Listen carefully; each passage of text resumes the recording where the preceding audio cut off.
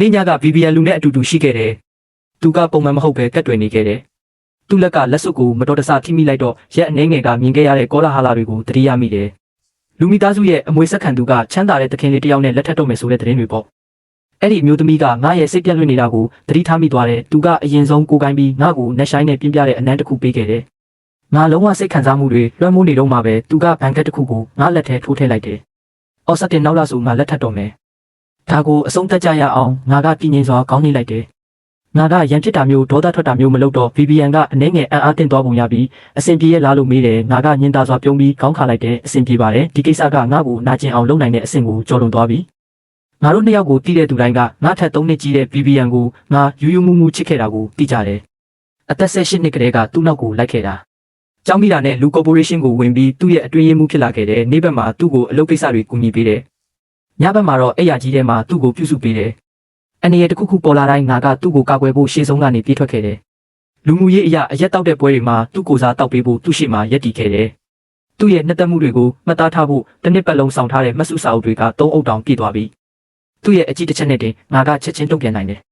တရားဝင်ရာထူးဒါမှမဟုတ်အဆင့်တန်းမရှိပဲသူ့ဘေးနားမှာ9နှစ်လုံးနေခဲ့တယ်နောက်ဆုံးတော့လူတွေကငါ့ကိုအထင်သေးတာမျိုးမလုပ်တော့ပဲငါတို့ရဲ့ပျော်ရွှင်စရာနေ့ဘယ်တော့ရောက်တော့မလဲလို့ပြုံးပြီးမေးလာတဲ့အထိငါကြကြခံနိုင်ခဲ့တယ်ငါကသူ့ကိုတခြားယောက်ျားတစ်ယောက်နဲ့လက်ထပ်တာကိုကိုမျက်စိနဲ့ကိုကြည့်နေနိုင်တယ်ဆိုတာဘယ်သူမှမယုံကျင်ကြဘူး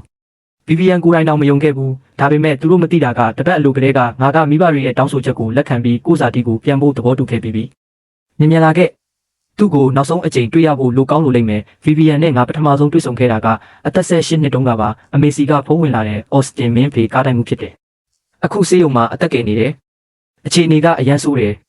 သူ့ကိုနောက်ဆုံးအချိန်တွေ့ရဖို့မြင်လာခဲ့ငါစိတ်ကလုံးဝဗလာဖြစ်သွားတယ်ထိတ်လန့်တကြားနဲ့မျက်စိစုံမိတ်ပြေးထွက်သွားပြီး VVN ရဲ့ကားကိုတိုက်မိလိုက်တယ်ကံကောင်းစွာနဲ့ပဲ VVN ကအချိန်မီ break အုပ်လိုက်တယ်ငါတန်ရာတွေကမပြင်းထန်ဘူးငါကကမန်းကရန်ထပြီးဆေးရုံဘက်ကိုခြေထောက်ဆွဲပြီးရှောက်သွားတယ် VVN ကငါ့ကိုပြန်ဆွဲပြီးရက်တက်လိုက်တယ်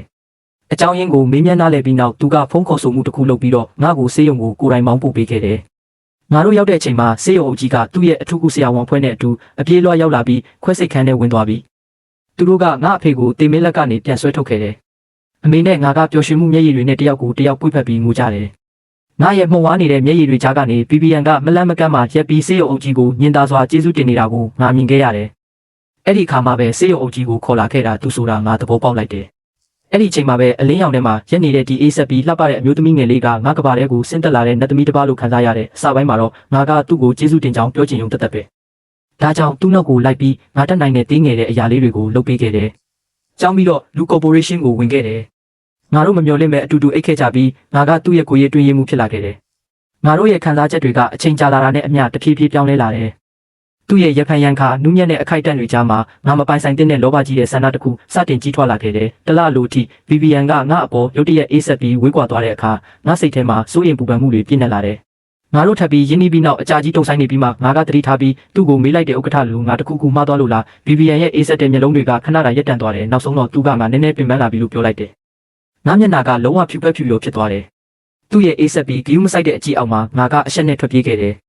အဲ့ဒီနေ့မှာပဲ VVN ကနိုင်ငံခြားကိုအလုပ်ကိစ္စနဲ့ထွက်သွားတယ်ပထမဆုံးအကြိမ်ဖြစ်သူကသူ့ရဲ့ကိုယ်ရေးအတွင်းရေးမှုဖြစ်တဲ့ငါကိုခေါ်မသွားဘူးနောက်နေ့မှာတော့သူနဲ့အီတန်အီတိုတို့ရဲ့မကြာမီလက်ထပ်တော့မဲ့ကောလာဟာလာတွေကိုငါမြင်ခဲ့ရတယ်။တပတ်အကြာ VVN နိုင်ငံကိုပြန်ရောက်လာတဲ့အခါသူ့လက်သူကျွန်းမှာလက်ထပ်လက်စွပ်တကွင်းပို့ပါလာတယ်။အဲ့ဒီအချိန်မှာပဲငါကဒီလပါတဲ့အိမ်မက်ကနေနိုးထားဖို့အချိန်တန်ပြီဆိုတာသိလိုက်တယ်။ငါ VVN နဲ့ခွဲခွာဖို့လိုအပ်နေပြီး VVN ကထွက်သွားခဲ့ပြီးငါတို့9နှစ်လုံးနေထိုင်ခဲ့တဲ့ဒီတိုက်ခန်းကိုသူကလက်ဆောင်ဖြစ်ပေးခဲ့တယ်။ငါကတိုက်ခန်းထဲကပစ္စည်းတွေကိုထုတ်ပိုးနေတော့မှပဲအိမ်ချမ်းမြေအကျိုးဆောင်ကိုဆက်သွယ်ပြီးဒီပိုင်ဆိုင်မှုကိုရောင်းဖို့စီးရင်သွင်းလိုက်တယ်။ဒီတိုက်ခန်းကအချက်ချကြတဲ့နေရာမှာရှိပြီးငါသတ်မှတ်ထားတဲ့ဈေးနှုန်းကဈေးကွက်ပေါက်ဈေးထက်အများကြီးနေတယ်။အကျိုးဆောင်တွေအများကြီးကဒါကိုအပြင်းအထန်အကြံပြုကြတယ်။အဲ့ဒီညနေမှာပဲတယောက်ယောက်ကတိုက်ခန်းကိုလာကြည့်တယ်။သူတို့ကဆေးရန်ငွေပေးခဲ့တယ်။စာချုပ်ချုပ်ပြီးနောက်အကျိုးဆောင်ကနှွေးထွေးစွာပြုံးပြီးပြောတဲ့မစ္စတာဂျီဝယ်သူကငွေသားနဲ့အပြည့်အဝပေးချင်မှာပါ။လုပ်ငန်းစဉ်တစ်ခုလုံးကတပတ်လောက်အတွင်းပြီးစီးတင်ပါတယ်။ငါခဏတာရက်တန့်သွားပြီးမှပြုံးပြီးခေါင်းနှိပ်လိုက်တယ်ကောင်းပါပြီကျေးဇူးတင်ပါတယ်။အကျိုးဆောင်ကိုပြန်ပို့ပြီးနောက်ငါအိမ်ကိုထုတ်ပိုးဖို့စတင်ခဲ့တယ်။ဖနက်စင်ဘောကကံကောင်းချင်းကြောင်လေးကငါပြောင်းလာတဲ့နေ့ကလေးကထားခဲ့တာ VVN ကပြုံးပြီးငါ့ကိုပတ်စံယူလို့ခေါ်ခဲ့တယ်။ဒါပေမဲ့ငါလှည့်လိုက်တာနဲ့သူကငါ့ကိုဖက်ပြီးနမ်းခဲ့တယ်။သူကငါနာရွက်ကိုကိုက်ပြီးညင်သားစွာပြုံးရင်းအဲ့ဒါကိုဆူတောင်းမဲ့စာငါ့ကိုဆူတောင်းတာပိုကောင်းလိမ့်မယ်လို့ပွင့်ပွင့်လင်းလင်းပြောခဲ့တယ်။အခန်းထဲကကော်စောကငါတို့နိုင်ငံခြားကိုအလုပ်ကိစ္စနဲ့တွားတော့ကကုန်တိုက်တစ်ခုကိုဖျက်သွားရင်သူမြင်ခဲ့တာ။သူမကကတ်နဲ့ပတ်စံရှင်းပြီးကော်စောကိုဝဲလိုက်တယ်။ အဲ့ဒီကော်စောကပင်လယ်ကိုဖြတ်ပြီးငါတို့အိမ်ကိုရောက်လာဖို့တလားခွဲကြော်ကြခဲ့တယ်ငါကော်စောကိုထုတ်ပိုးပြီးတာနဲ့သူကငါ့ဝတ်တွေကိုချွတ်ဖို့စလုပ်တယ်သူ့မျက်လုံးတွေကရေမုံမှုတွေနဲ့ပြည့်နေတယ်မင်းကိုပထမဆုံးမြင်တဲ့အချိန်ကလေးကမင်းအိမ်ရထဲမှာတော်လိမ့်မယ်လို့ငါထင်ခဲ့တဲ့ခန်းထောင်ကတယောက်ထိုင်ဆိုပါအဲ့ဒီမှာသူကတခါတော့ကရှာရှာပပနူးညံ့မှုတွေပြခဲ့ဘူးတယ်ငါဖျားပြီးအဖျားကြီးနေတော့ကငါဘေးနားမှာနေပြီးငါကိုအဖျားကျအောင်အချိန်ချင်းတုပ်ပေးခဲ့တယ်စပွဲပေါ်မှာအတုံးများဆုံးဘောပင်ကငါသူ့ကိုပထမဆုံးပေးခဲ့တဲ့လက်ဆောင်ပဲသူကအဲ့ဒါကိုနှစ်ပေါင်းများစွာသုံးခဲ့ပြီးစာအုပ်စင်ရဲ့ဘယ်ဘက်အစုံဆုံးကစီးပွားရေးမဟာဗျူဟာစာအုပ်ရဲ့မျက်နှာဖုံးစာမျက်နှာမှာသူကငါ့ကိုပုံကျန်းလေးဆွဲထားခဲ့ဘူးတယ်ခပ်ပပလေးဖြတ်ထားတဲ့ပုံလေးပေါ့ခုနှစ်နှစ်ဆိုတဲ့အချိန်ကတကယ်ကိုရှည်လျားလွန်းတယ်BBN လိုတမိုးရှိပြီးခက်လန်းလန်းကလူတယောက်ကဒီအိမ်ရဲ့ထောင်တိုင်းမှာငါနဲ့မမေ့နိုင်စရာအမတ်တရားတွေထားခဲ့တဲ့အထိရှည်လျားခဲ့တယ်ငါကပစ္စည်းတွေကိုထုတ်ပိုးလိုက်တချို့ကိုလွှတ်ပစ်လိုက်နဲ့နောက်ဆုံးတော့ကျမ်းပြင်ပေါ်ကရှုပ်ပွားနေတဲ့ပစ္စည်းတွေကြားမှာမထိန်ချုံနိုင်ပဲရှိုက်ကြီးတင်ရင်ငိုကြွေးမိတယ်တညလုံးငိုခဲ့တယ်မနေ့ရောက်တော့မျက်ခွန်တွေနီးရဲရောက်ရမ်းနေတာကိုဖုံးကွယ်ဖို့နာရီဝက်လောက်ရေခဲကပ်ပြီးမှအနှဲငယ်တက်တာသွားတယ်ကြာပြီကလေးကရေးထားတဲ့နှုတ်ထွက်စာကိုထုတ်ပြီးကုမ္ပဏီကိုတန်းသွားခဲ့တယ်ငါရဲ့အလုပ်စပွဲမှာထိုင်လိုက်တာနဲ့ဌာနတွေကလုပ်ဖို့ကင်ဖက်တွေအားလုံးကငါ့ကိုတိမ်မွေ့ပြီးတနာတဲ့အကြည့်တွေနဲ့ကြည့်နေတာကိုသတိထားမိတယ်အကြောင်းရင်းကိုမသိခင်မှာပဲ BBN ရဲ့ရုံးခန်းတကားကပွင့်သွားတယ်။အီတန်အီတိုထွက်လာတယ်။သူကစိတ်ကြိုက်ချုပ်ထားတဲ့ fashion ဝတ်စုံကိုဝတ်ထားပြီးချမ်းသာတဲ့မိသားစုကနေမွေးဖွားလာတဲ့တခင်လေးတယောက်ရဲ့မာနကြီးပြီးစိုးသွန်းတဲ့အရှိန်အဝါတွေထွက်ပေါ်နေတယ်။ကုမ္ပဏီထဲမှာသူကအင်ရှင်တယောက်လိုတဘာဝကြကြနေထိုင်တယ်။ငါလုပ်ဖို့ကင်ဘက်တွေရဲ့တိမ်မွေးတဲ့အကြည့်တွေရဲ့အရင်းမြစ်ကိုနောက်ဆုံးတော့ငါနားလည်သွားတယ်။ဘာလို့လဲဆိုတော့လူတိုင်းက BBN ကိုငါလက်ထပ်ရလိမ့်မယ်လို့ထင်ခဲ့ကြတာကိုဒါပေမဲ့မျက်စိတမိတ်အတွင်းမှာပဲ BBN ကဆိတ်ဆက်သွားပြီးငါအခြေအနေကအရန်ကိုအဆင်မပြေဖြစ်သွားတယ်။ဒါပေမဲ့အီတန်အီတိုကငါ့ကိုမြင်တဲ့အခါသူကဘာမကျေနပ်ချက်မှမရှိပုံရဘူး။သူ့မျက်နှာမှာဖော်ရွေတဲ့အပြုံးတစ်ခုရှိနေပြီးသူ့လက်ထဲကဖိတ်စာကိုငါ့ကိုပေးလိုက်တယ်။သူကနှွေးထွေးစွာဖိတ်ခေါ်တဲ့အတွင်းရေးမှူးကြီးမင်္ဂလာပါ။တပတ်ကြာမှ BBN နဲ့ကျွန်တော်ရဲ့ဆိတ်ဆက်ပွဲအခမ်းပွဲရှိပါတယ်။လူတိုင်းကိုဖိတ်စာလာပို့တာပါအတွင်းရေးမှူးကြီးက BBN နဲ့အကြဆုံးနေခဲ့တာဆိုတော့မဖြစ်မနေကြွရောက်ပေးရပါမယ်။ငါမျက်နှာမှာယဉ်ကျေးတဲ့အပြုံးတစ်ခုချက်ချင်းပေါ်လာတယ်။အီတန်အီတိုရဲ့လက်ထက်ကဖိတ်စာကိုလက်နှစ်ဖက်နဲ့ယူပြီးဂုံယူပါတယ်။ဦးအီတိုနဲ့ဥက္ကဋ္ဌလူလိုပြောလိုက်တယ်။အီတန်အီတိုရဲ့မျက်နှာကအပြုံးကမပြောင်းလဲဘူး။သူကအနှဲငယ်ကိုကိုင်းပြီးငါတို့နှစ်ယောက်တည်းကြားရတဲ့အတန်နဲ့ရင်မောရင်ပြောတဲ့မင်းကလူမိသားစုတဲကိုတက်လန်းနိုင်မယ်လို့အမြဲတမ်းထင်ခဲ့တယ်လို့ငါကြားတယ်။အိမ်မက်မက်တာပဲ။ VVN ကမင်းကိုသူ့ရဲ့စွမ်းရည်တွေကိုလေ့ကျင့်ဖို့သုံးခဲ့တာပဲ။မဟုတ်ရင်ငါတို့လက်ထပ်ပြီးတဲ့အခါသူဘလို့ပျော်ရွှင်နိုင်မှာလဲ။မင်းနဲ့ငါတို့ကြားကကြီးမားတဲ့ကွာဟချက်ကိုမျက်စိဖွင့်ပြီးရှင်းရှင်းလင်းလင်းကြည့်ပါ။မင်းရဲ့လွဲမားတဲ့အထင်မြင်တွေကိုစောစောစီးစီးစွန့်လွတ်လိုက်ပါ။သူ့မျက်နှာမှာအပြုံးကခိုင်မြဲနေပြီးသူ့ရဲ့ကိုယ်ဟန်နေထားကပေါ်ပါပြီးလှပနေတယ်။အမှန်တရားကိုမသိတဲ့သူဆိုရင်ငါတို့ကပေါ့ပေါ့ပပလှုပ်ဝက်ချက်တွေကိုမျှဝေနေတယ်လို့ထင်လိမ့်မယ်။ငါမျက်နှာကအမူအရာကလုံးဝမပြောင်းလဲဘူး။ဒါပေမဲ့ဖိတ်စာကိုစုပ်ကင်ထားတဲ့လက်ချောင်းတွေကတော့အနှဲငယ်ဖြူပက်ဖြူရောဖြစ်သွားတယ်။အီတန်အီတိုရဲ့အပြုတ်မှုကိုငါနားလည်နိုင်တယ်။ဘာလို့လဲဆိုတော့ဘသူကမှသူတို့ဇနီးရဲ့ချစ်သူဟောင်းကသူတို့မျက်စိရှိမှဝဲလည်နေတာကိုမြင်ချင်မှမဟုတ်ဘူး။ဒါပေမဲ့ငါရင်ဘက်ကတော့နည်းနည်းကြက်နေတော့မယ်။ငါနှက်ခမ်းကိုစေ့ပြီးကိုပိုးပြီးနှိမ့်ချလိုက်တယ်။စိတ်ချပါဦးအီတိုငါနေရာကိုငါသိပါတယ်။အီတန်ရဲ့အပြုံးကအေးဆက်သွားပြီးသူကပြောတယ်မင်းသိတာကောင်းတယ်။ဒါပေမဲ့တခြားသူတွေကကိုဘယ်လောက်တတိထားမိလဲဆိုတာကိုငါလောင်းကစားလုပ်ရတာမကြိုက်ဘူး။နောက်တစ်စက္ကန့်မှာပဲသူကငါလက်ကိုဆွဲပြီးသူ့ကိုကရုတ်တရက်နောက်ပြန်ဆောင်သွားတယ်။ငါတုတ်ပြန်ဖို့တော့မမီခင်မှာပဲသူကကျမ်းပြင်ပေါ်ကိုတန်းကျသွားတယ်။နာကျင်စွာအော်ဟစ်ပြီးနောက်သူကငါ့ကိုအံ့အားသင့်မှုနဲ့နာကျင်မှုတွေပြည့်နေတဲ့မျက်နှာနဲ့မောကြည့်တယ်။အတွင်းရေးမှူးကြီးကျွန်တော်ကမင်းကိုကျွန်တော်တို့ရဲ့ဆိတ်ဆက်ပွဲအခမ်းပွဲကိုလာဖို့ယဉ်ကျေးစွာဖိတ်ခေါ်ခဲ့တာ။ဘာလို့ရုတ်တရက်ငါ့ကိုတွန်းချလိုက်တာလဲ။ရုံးခန်းတကားကပွင့်သွားတယ်။ VVN လူကသူ့ရဲ့ခြေတန်းရှည်တွေနဲ့ထွက်လာတယ်။အီတန်အီတိုကျမ်းပြင်ပေါ်လဲကျနေတာကိုမြင်တော့သူကအမြန်လန်းပြီးသူ့ကိုထူပေးလိုက်တယ်။အီတန်ဘာဖြစ်တာလဲ။အီတန်အီတိုကသူ့ကိုမျက်လုံးနေရဲနဲ့ကြည့်ပြီးပြောတယ်ကျွန်တော်ကအတွင်းရေးမှူးကြီးကိုဖိတ်စာပေးပြီးကျွန်တော်တို့ရဲ့ဆိတ်ဆက်ပွဲအခမ်းပွဲကိုဖိတ်ခေါ်နေတာ။သူကရုတ်တရက်မကျေနပ်တဲ့ပုံစံနဲ့ငါ့ကိုတွန်းချပြီးထွက်သွားဖို့ပြောတယ်။ VVN ကငါ့ကိုတစ်ချက်ကြည့်လိုက်တယ်။သူ့မျက်လုံးနဲ့ထဲမှာအေးဆက်မှုတစ်ခုလင်းလက်သွားတယ်။ငါမျက်မှောင်ကျုပ်ပြီးအမြန်ရှင်းပြတယ်ကျွန်တော်မလုပ်ပါဘူး။ဒါပေမဲ့ VVN ကငါစကားကိုဓာတ်ရိုက်ဖြတ်လိုက်တယ်။သူ့ရဲ့အဆင့်တန်းနဲ့မင်းဒီကိုယ်တိုင်လာဖိတ်ဖို့ထိုက်တန်လို့လားမြင်ကွင်းတစ်ခုလုံးတိတ်ဆိတ်သွားတယ်။အဲ့ဒီအမျိုးသမီးရဲ့ရက်ဆက်တဲ့နှိမ့်ချမှုကငါရင်ဘက်ကိုခဏတာပြင်းထန်စွာနာကျင်စေခဲ့တယ်။အီတန်အီတိုကခဏတာအံ့အားသင့်သွားပေမဲ့မကြခင်မှာပဲသူ့မျက်လုံးထဲမှာအပြုံးတစ်ခုတွဲခိုလာတယ်။သူက VVN ပေါ်ကောင်းတဲ့သူလိုဟန်ဆောင်တယ်။ဒါပေမဲ့သူကမင်းရဲ့ကိုယ်ရေးတွင်းရေးမှုပဲလေ။ငါကမင်းကိုအရေးချင်းရှိတဲ့သူတယောက်ကိုရအောင်ကူညီပေးခြင်းရုံတသက်ပါ VVN ကသူ့လက်မောင်းကိုဓာတ်ရိုက်ချိတ်ပြီးရုံးခန်းထဲကိုရှောက်သွားတယ်။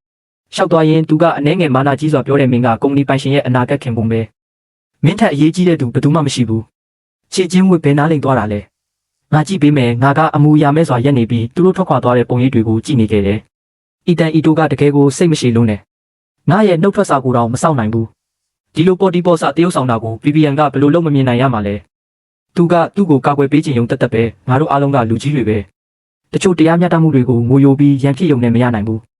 ငါရင်ဘက်ကခါတီးနေတယ်ငါကတည်ငြိမ်စွာငါရဲ့နှုတ်ထွက်စာကိုထုတ်လိုက်တယ်ဗီဗီယန်ကိုလက်မှတ်ထိုးခိုင်းဖို့အတွင်းထဲကိုဝင်တော့မလို့ရှိသေးတယ်သူကရုတ်တရက်ထွက်လာတာကိုငါမြင်လိုက်တယ်အဲ့ဒီမျိုးသမီးကပိန်သွယ်ပြီးလှပတဲ့ကိုယ်လုံးကိုယ်လည်းရှိတယ်သူ့ခြေလမ်းတွေကလေပြင်းတစ်ချက်လိုထက်မြက်တယ်သူ့ရဲ့ရှည်လျားတွေလျားတဲ့လက်ချောင်းထိပ်လေးတွေကငါစာပွဲပေါ်ကိုညင်သာစွာခောက်လိုက်ပြီးသူကငါ့ကိုဓာတ်ရိုက်ပြောတဲ့အီတန်ကမင်းကိုမမြင်ချင်ဘူးနှုတ်ထွက်လိုက်ဗီဗီယန်ရဲ့အေးဆက်တဲ့မျက်လုံးတွေထဲမှာရက်ဆက်တဲ့လစ်လူရှုမှုကလွဲလို့ဘာမှမရှိဘူးငါနှလုံးသားကတုန်ရင်သွားတယ်ငါကစောစောကလေးကပြင်ဆင်ထားတဲ့နှုတ်ထွက်စာကိုတင်းတင်းကြပ်ကြပ်စုပ်ကင်ထားတယ်ငါကလူကော်ပိုရေးရှင်းမှာ9နှစ်လုံးစိတ်သက်ကြံ့ခိုင်စွာအလုပ်လုပ်ခဲ့တာဒီလိုတနာစရာကောင်းပြီးဆိုးရွားတဲ့ပုံစံနဲ့ထွက်ခွာရလိမ့်မယ်လို့ဘယ်တော့မှမထင်ခဲ့ဘူးငါကခါခါတီးတီးပြုံးပြီးဖြည်းဖြည်းချင်းခေါင်းညှိလိုက်တယ်ငါကမငိုပဲရံမဖြစ်ပဲတည်ငြိမ်တဲ့ပုံစံကြောင့်ဗီဗီယန်ကသူ့ရင်ဘတ်ထဲမှာမရှင်းပြနိုင်တဲ့စိတ်တူမှုတစ်ခုခံစားရတယ်သူကမျက်မှောင်ကျုပ်ပြီးပြောတဲ့ဒီနေ့ထွက်သွားငါကမင်းကိုနှစ်ဆရောကြီးပေးခိုင်းမယ်ငါအပြုံးကညင်တာတယ်နားလဲပါပြီဥက္ကဋ္ဌလူကျေးဇူးတင်ပါတယ်ဗီဗီယန်ကလှည့်ပြီးချက်ချင်းထွက်သွားတယ်ငါကငါရဲ့အလုပ်စပွဲမှာပြန်ထိုင်ပြီးအဲ့ဒီပိုရှန်နေတဲ့နှုတ်ထွက်စာကိုအပိုင်းပိုင်းဆုပ်ဖြဲပစ်လိုက်တယ်ပြီးတော့ကုမ္ပဏီစနစ်ကနေတစ်ဆင့်နှုတ်ထွက်ခွင့်တိုက်ရိုက်တင်လိုက်တယ်ဗီဗီယန်က HR နဲ့စကားပြောပြီးသားဖြစ်ကောင်းဖြစ်လိမ့်မယ်ဘာလို့လဲဆိုတော့နှုတ်ထွက်ခွင့်ကချက်ချင်းဒီပါအတီးပြုခံရတယ်ဗီဗီယန်ရဲ့အဆင့်ထိရောက်သွားတယ်ချက်ချင်းပဲငါရဲ့ကွန်ပျူတာမျက်နှာပြင်မှာအတီးပေးချက်တစ်ခုပေါ်လာတယ်မင်းရဲ့နှုတ်ထွက်ခွင့်ကိုအတီးပြုလိုက်ပါပြီအဲ့ဒီအချိန်မှာပဲငါရဲ့ဘဏ်အကောင့်ထဲကိုကြီးမားတဲ့ရော်ကြီးငွေပမာဏတစ်ခုဝင်လာတယ်ငါကငါပစ္စည်းတွေကိုအမြန်ထုတ်ပိုးလိုက်တယ်ငါပစ္စည်းတွေပါတဲ့တစ်တာကိုကင်ပြီးထွက်သွားတော့မှဗီဗီယန်ရဲ့ရုံးခန်းကိုဖျက်သွားတယ်တကားကတေချာမပိတ်ထားဘူးအနှဲငယ်ဟနေတယ်ရုံးခန်းထဲမှာဗီဗီယန်ကစာရွက်စာတမ်းတချို့ကိုခေါင်းငုံပြီးကြည့်နေတယ်အီတန်အီတိုကသူ့ဘေးမှာထိုင်ပြီးအချိုပွဲစားနေတယ်သူကကိုယ်တိုင်တကိုက်စားပြီးတော့ဇိုးနဲ့တစုံခတ်ပြီးဗီဗီယန်ကိုခွင့်ကြွေးတယ်မြည်ဆန်းကြည့်ဒါအရန်ကောင်းတယ်ဗီဗီယန်ကသူခုနကတုံးထားတဲ့ဇုံးနဲ့ပဲအဲ့ဒီကိတ်မုံတေးသေးလေးကိုမျက်မှောင်တောင်မကျုပ်ပဲစားလိုက်တယ်မစိုးဘူးငါကသူ့မျက်နှာကိုစိုက်ကြည့်ပြီးကိုတောင်ပြောင်တဲ့အပြုံးတစ်ခုပြုံးလိုက်တယ်ငါအလုပ်ဆက်ဝင်တဲ့ပထမဆုံးနေ့မှာပဲဗီဗီယန်မှာလုံးဝမကြော်ဖြတ်နိုင်တဲ့အနီရောင်စီးနှစ်ခုရှိတယ်ဆိုတာငါသိခဲ့တယ်ပထမတစ်ခုကသူကတန်ရှင်းရေးကိုအရန်ဆွဲလန်းတယ်ဘယ်သူနဲ့မှပကံခွဲရောက်မမျှဝေဘူးအစပိုင်းမှာသူကငါ့ကိုအိပ်ရထဲမှာတော့မနှမ်းဘူးငါတို့ရဲ့ပထမဆုံးအနမ်းကငါဖျားကြည့်ပြီးအုံနောက်ကအပူတန်ကြောင့်လုံးဝမုံဝါးနေတော့ကပဲငါသူ့ကိုစကားပြောတော့မှငါနှုတ်ခမ်းကသူ့နှုတ်ခမ်းကိုမတော်တဆထိမိသွားတယ်ငါမျက်နှာကကြောက်လန့်တကြားဖြူဖက်ဖြူရောဖြစ်သွားတယ်ဒါပေမဲ့အဲ့ဒီအမျိုးသမီးရဲ့ပြင်းရတဲ့လှပမှုကငါ့ကိုဖိချပြီးနှက်ဆိုင်စွာနှမ်းခဲ့တယ်အဲ့ဒီတုန်းကအတီအိုကနီးပညာပိုင်းဆိုင်ရာကိစ္စတွေဖြစ်လေရှိတယ်ငါကသူ့အတွက်အထူးခြားဆုံးသူလို့ထင်ခဲ့တယ်ဒုတိယတစ်ခုကသူကအချိုတွေကိုမုန်းတယ်ငါသူ့နောက်ကိုလိုက်ခဲ့တဲ့9နှစ်အတွင်းမှာသူအချိုစားတာကိုတခါမှမမြင်ဘူးငါတခါတလေစိတ်ကူးပေါက်ပြီးကို့အတွက်ဝယ်လာတဲ့ကိတ်မုတ်တေးသေးလေးတွေကိုသူကတစ်ချက်တောင်မကြည့်ဘူးငါကသူ့ရဲ့နှစ်သက်မှုတွေအားလုံးကိုခိုင်မြဲစွာမှတ်သားထားတယ်မဆုစာအုပ်3အုပ်တောင်ပြည့်နေတယ်အမှားယွင်းတစ်ခုခုလုပ်မိရင်သူစိတ်ဆိုးမှကိုကြောက်လို့ဒါပေမဲ့နောက်ဆုံးတော့ငါရဲ့အဆုံးစွန်လမ်းညွှန်စာအုပ်ကလုံးဝပြက်လုံးတစ်ခုပဲဖြစ်နေတယ်မှန်ကန်တဲ့သူနဲ့တွေ့တဲ့အခါသူကဘာမဆိုသိခံဖို့ဆန္ဒရှိတယ်အဲ့ဒီလေးလံနဲ့မဆုစာအုပ်တွေကိုထုတ်ပြီးငါကလှောင်ပြောင်းတဲ့အပြုံးတစ်ခုပြုံးလိုက်တယ်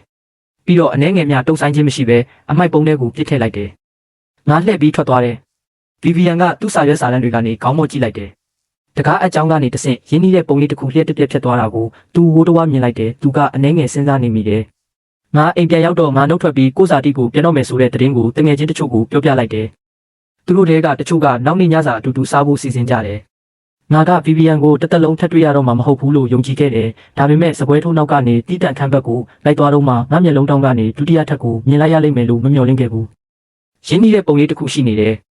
ဗီဗီယန်နဲ့သူ့တငယ်ချင်းတွေကလက်ရန်ကိုမှီပြီးလင်းငင်းခံနေကြတယ်အဲ့ဒီအမျိုးသမီးရဲ့ကြောပြင်ကငါဘက်ကိုလှည့်ထားပြီးသူ့ရဲ့ပုံရိပ်ကဘာကြောင့်မှမသိအထီးကျန်နေပုံရတယ်ငါကတစ်ချက်ပဲကြည့်ပြီးဘာမှမမြင်တယ်လို့ဟန်ဆောင်ပြီးခေါင်းငုံလိုက်တယ်ဒါပေမဲ့လေကဗီဗီယန်တခြားသူနဲ့စကားပြောနေတဲ့အတန်ကိုတည်ဆောင်လာတယ်ငါကသူ့တငယ်ချင်းကသူ့ကိုမေးနေတာကိုပဲကြားလိုက်ရတယ်မင်းအီတန်အီတိုနဲ့တကယ်လက်ထပ်ဖို့စီစဉ်နေတာလားအတွင်းရေးမှူးကြီးကမင်းဘေးမှာနှစ်ပေါင်းများစွာရှိခဲ့တာဘာလို့သူကမင်းသူ့ကိုလက်ထပ်လိုက်မယ်လို့ထင်နေသေးတာလဲဗီဗီယန်ရဲ့လေတံကလုံးဝလစ်လူရှူတယ်ငါတခါမှမစင်စားဘူးသူ့တငယ်ချင်းကရဲပြီးနောက်ပြောင်တယ်သူ့ရဲ့မိသားစုနောက်ခံကနည်းနည်းအားနေတာကလွဲလို့အတွင်းရေးမှူးကြီးကရုပ်ရည်ကထူးချွန်တယ်ကိစ္စတွေကိုအပြစ်အနာအစာမရှိကင်တွေ့တယ်မင်းအပေါ်လုံးဝတစ္ဆာရှိတယ်ဒီနှစ်တွေအားလုံးမှာမင်းနှလုံးသားကတခါမှမတုံ့လို့ခဲ့ဘူးလားဗီဗီယန်က2စက္ကန့်လောက်ရပ်တန့်သွားတယ်သူ့ရဲ့ပြန်ပြူပြီးအေးဆက်တဲ့ခက်လန်းလန်းကအတန်ကလေးနဲ့အတူငါနားထဲကိုဝင်လာတယ်ငါကူငါအယုတ်တရုတ်ကိုချစ်မိအောင်ဘယ်လိုလုပ်ခွင့်ပြုနိုင်မှာလဲငါမျက်နှာကချက်ချင်းဖြူဖက်ဖြူရောဖြစ်သွားတယ်ငါကအဲ့ဒီနေရာမှာလုံးဝရပ်တန့်သွားတယ်လမ်းပြပေးနေတဲ့စပွဲထိုးရဲ့စူးစမ်းတဲ့နားမလဲတဲ့အကြည့်ကိုရင်ဆိုင်လိုက်ရတယ်ငါကလက်သေးတွေကိုလက်ဖွာထဲထိုးဆိုင်ပြီးဖြည်းဖြည်းချင်းလိုက်သွားတယ်ဒီထမင်းဝိုင်းကငါအတွက်လုံးဝအရသာမရှိဘူးငါတငယ်ချင်းတွေကငါရဲ့ကောလိပ်အခန်းဖော်ရီကြီးပဲသူတို့က VPN ပေါ်ငါရဲ့ခံစားချက်တွေကိုနှစ်တွေတစ်လျှောက်လုံးသိခဲ့ကြတယ်ငါဇာတိကိုပြန်တော့မယ်ဆိုတာသိတော့သူတို့ကငါအတွက်ပြောတယ်နာကျင်တယ် သူတို့ထဲကတချို့ကအတော်လေးတောက်ထားကြတယ်ပျော်ရွှင်စရာတွေ့ဆုံပွဲပြီးဆုံးသွားတော့တငယ်ချင်းတွေကိုသူတို့ရဲ့ဇနီးတွေဒါမှမဟုတ်ချစ်သူတွေကလာကြိုတာကိုကြည့်ပြီးငါကတယောက်တည်းကြံခဲ့ပြန်တယ်ငါထွက်သွားတော့မလို့ရှိသေးတယ်ငါဖုန်းကရုတ်တရက်မိလာတဲ့ငါကြည့်လိုက်တော့တကယ်တမ်း VPN ရဲ့နံပါတ်ဖြစ်နေတယ်ငါဖုန်းချတော့မလို့ရှိသေးတယ်ငါလက်ချောင်းကမတော်တဆဖုန်းဖြေဆိုတဲ့ခလုတ်ကိုသွားထိမိတယ်မျက်မှောင်ကျုပ်ပြီးဖုန်းကိုတိုက်ရိုက်ချတော့မလို့ရှိသေးတယ်ဖုန်းထဲကနေမရင်းနှီးတဲ့အတန်တစ်ခုကြားလိုက်ရတယ်ဟယ်လိုဒါမစ္စတာအော်စတင်ကြီးလားငါရက်တန့်သွားတယ်ဟုတ်ပါတယ်ဗျဟိုဘက်ကအရန်ရင်ကျေးစွာပြောတယ်မစ္စတာကြီးမစ္စလူကလုံးဝမူးနေပါတယ်ကျေးဇူးပြုပြီးဒီကိုလာပြီးသူ့ကိုပြန်ခေါ်သွားပေးပါငါတို့ဒီတလောက် VPN လူကဘယ်တော့မှအရန်ကြုံတောက်တတ်တဲ့သူမဟုတ်ဘူးသူ့ရဲ့မြင်မာတဲ့အဆင့်တန်းကြောင့်သူ့ကိုအတင်းအကျပ်တောက်ခိုင်းရတဲ့သူနဲ့တယ်သူဘယ်လိုလုပ်မူးနေနိုင်မှာလဲ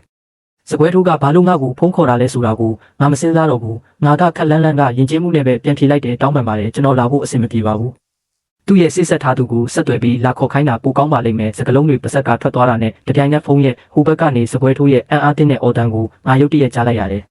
မစ္စလူဘာဖြစ်တာလဲမစ္စလူဖုန်းကအမြန်ချသွားတယ်ငါမျက်နှာကပြတ်သွားပြီးငါနှလုံးသားကထိတ်လန့်တကြားဖြစ်သွားတယ်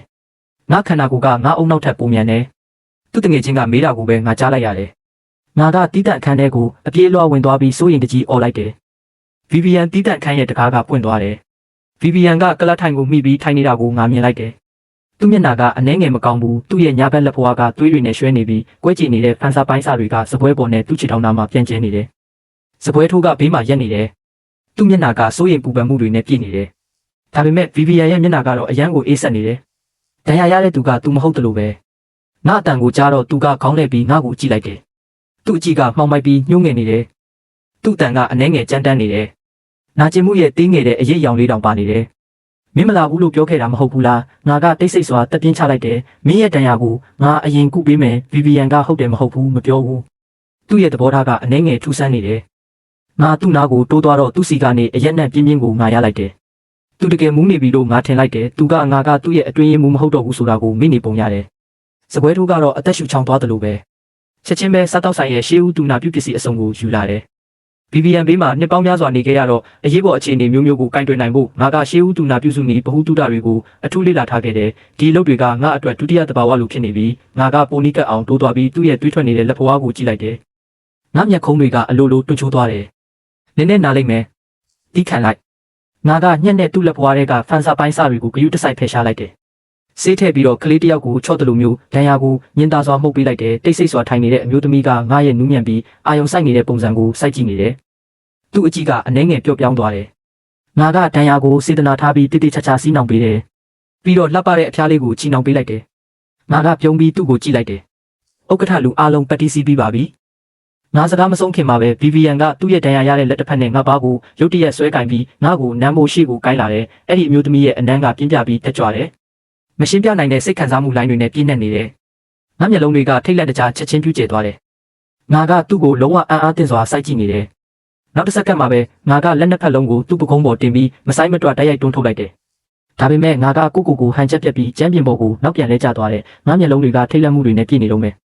ငါကသူ့ကိုမော့ကြည့်ပြီး VPN ကပြန်ထိုင်ပြီးငါ့ကိုငုံကြည့်တယ်သူ့တန်ကအနှဲငယ်တင်းမာနေတယ်အော်စတင်တကယ်တော့မင်းမထွက်သွားလဲရပါတယ်ဒဏ်ရာရတဲ့လက်နဲ့ထိုင်နေတဲ့အမျိုးသမီးကမနေ့ကငါ့ကိုမောက်ထုတ်ခဲ့ပြီးနောက်နေ့မှမထွက်သွားလဲရတယ်လို့ပြောတယ်ရှင်းရှင်းလင်းလင်းပဲလွန်ခဲ့တဲ့ခဏလေးကသူကတခြားတစ်ယောက်ကိုငါကအယုတ်တရုပ်ပဲလို့ပြောခဲ့တာသူ့မျက်လုံးတွေကဆန္ဒကိုငါရှင်းရှင်းလင်းလင်းမြင်နိုင်တယ်ဒါပေမဲ့ငါကတော့အတိတ်ပဲမရှိဘူးရေးစရာကောင်းတယ်လို့ပဲထင်မိတယ် VPN ငါတို့ပြက်ဆဲသွားပြီမင်းကိုယ်တိုင်ပြောခဲ့တာမင်းငါနဲ့ဒီလိုဆက်ပြီးရှုပ်နေရင်မင်းငါကိုချစ်မိသွားပြီလို့ငါတကယ်ထင်သွားလိမ့်မယ် VPN ရဲ့မျက်ဝန်းတွေကရုတ်တရက်ကျဉ်းမြောင်းသွားတယ်သူ့မျက်လုံးတွေကစိတ်ခံစားမှုတွေကချက်ချင်းပြောက်ကွယ်သွားပြီးလုံးဝအေးဆက်သွားတယ်သူ့ဖုန်းမြည်တမ်းကရုတ်တရက်ကျေလောင်စွာထွက်ပေါ်လာတယ်မနေ့ကပဲသူကငါ့ကိုမောင်းထုတ်ခဲ့တာငါကအတန်ကိုမြင့်လိုက်တယ်ဥက္ကဋ္ဌလူမင်းရဲ့စိတ်ဆက်ထားသူကမင်းကိုရှာနေပါတယ် VPN ကဖုန်းမျက်နှာပြင်ကိုငုံကြည့်လိုက်တယ်သူ့မျက်နှာကရေခဲလိုအေးဆက်သွားတယ်ထွက်သွားငါကကျမ်းပြင်ကနေထားပြီးတီးတန့်ခန်းထဲကနေအမြန်ထွက်လာခဲ့တယ်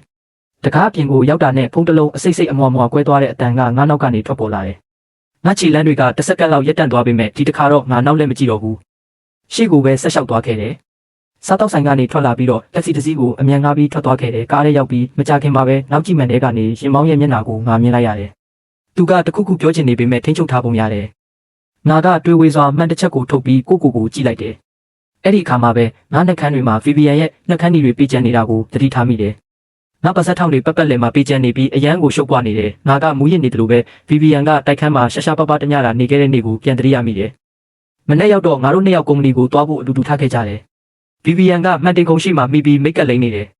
နောက်ဆုံးနားရောက်တော့သူကငါနောက်မှာဘယ်ချိန်ကလေးကရက်နေမှမသိတဲ့ငါကိုသတိထားမိသွားတယ်သူကရုတ်တရက်စိုးကျင်စိတ်ပေါက်လာပြီးငါအတွက်နှုတ်ခမ်းဒီတစ်ချောင်းကိုကိုယ်တိုင်ရွေးပေးတယ်ငါကိုသူ့ကိုလိမ့်ပေးဖို့လက်ဟန်ချေဟန်နဲ့ပြောတယ်ငါသူ့ကိုနှုတ်ခမ်းဒီလိမ့်ပေးတာဒါပထမဆုံးအချိန်ပဲမှားမှာကြောက်လို့ငါကအရန်ကိုသတိထားပြီးလိမ့်ပေးခဲ့တယ် VVN ကသူ့နှုတ်ခမ်းတွေကိုစူပြီးပူပေါင်းဆောင်ရွက်ပေးတယ်ငါနောက်ဆုံးတော့လိမ့်ပြီးလို့တက်ပြင်းချလိုက်တော့မှပဲသူကရုတ်တရက်နောက်ပြောင်ပြီးငါလေပင်ကိုဓာတ်ရိုက်ဖက်ပြီးငါကိုနမ်းခဲ့တယ်